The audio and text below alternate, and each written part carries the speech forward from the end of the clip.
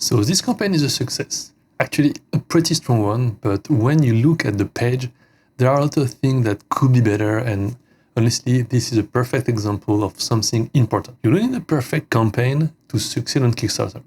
So, this is Kurohi, a new Game Boy Color and PC game via Steam.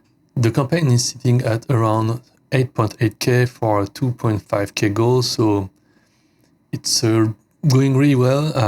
There are about 145 backers, so with more than 2 weeks to go. So clearly, this is working.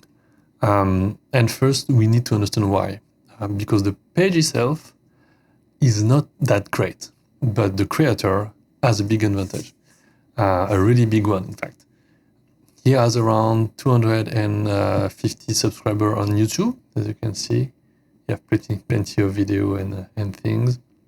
And around 14,000 followers on Instagram. So when he launches, he's not starting from zero. He's talking to a big audience, and on top of that, he already ran multiple Kickstarters.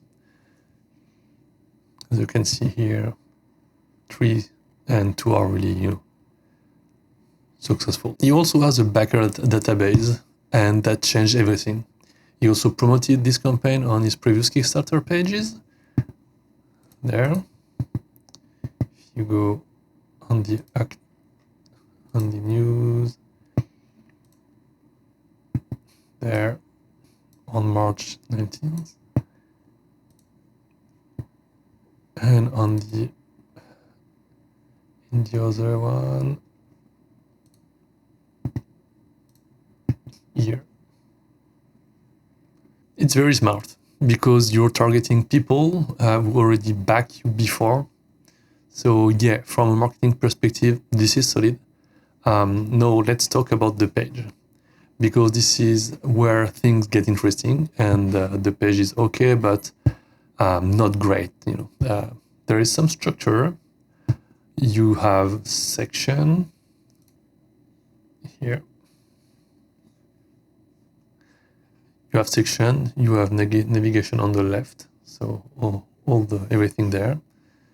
Good. And right at the top, it's pretty clear. The game is finished. It's written there. The Kickstarter is for production. That's perfect. It's written there. And Steam release. No confusion, but after that there is a problem. We don't see the game enough. There are some GIFs. So here, there, and I think that's it. Yeah. Some screenshots, but not enough. And sometimes they are not at the right place. Here, inside the goal, and here, and here, well, everywhere. For example, some visuals are just randomly placed, as you've seen. They don't support the content, they don't explain anything, they are just there. And the feature section is a good example. Everything is listed. That's good, but it's only text. There. No GIF, no gameplay, nothing. And for a video game, that's a big miss.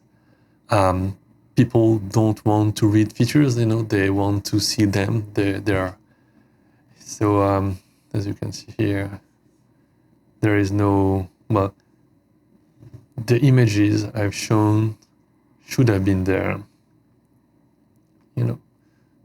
Those GIFs for the purchasing upgrades should have been there, buy buff and upgrades, for example.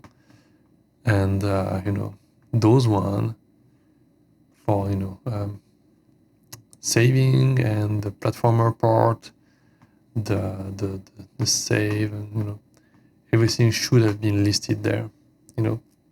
Each section with a GIF or images or something to show people. There's also a section with the cartridge. So there you see the prototype,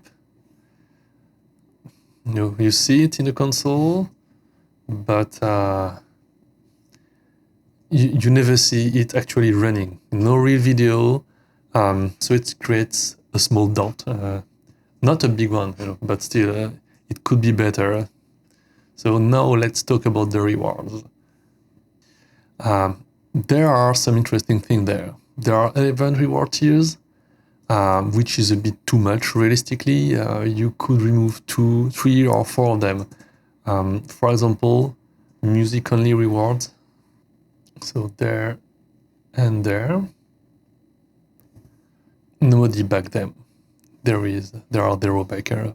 So clearly, people are here for the game, not the soundtrack. Then you have high tiers. $349, this one, and $999, this one. Let's be honest, these won't sell, or maybe won't at least, so they don't bring much value. But the core offer are actually good. The physical edition is cheap, around $39, this one.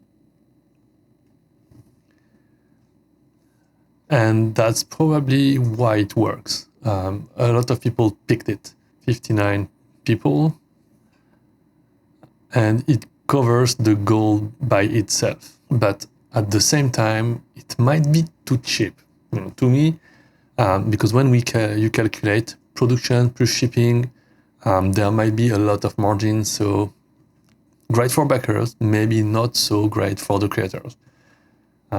So in the end, this campaign works, but not because of the page. It works because of the creator. Big audience, previous backers, strong community. That's what drives the success. Because if you look at the campaign itself, not enough visual, some structures, issues, too many rewards, some weak tiers, and overall the game is not shown enough.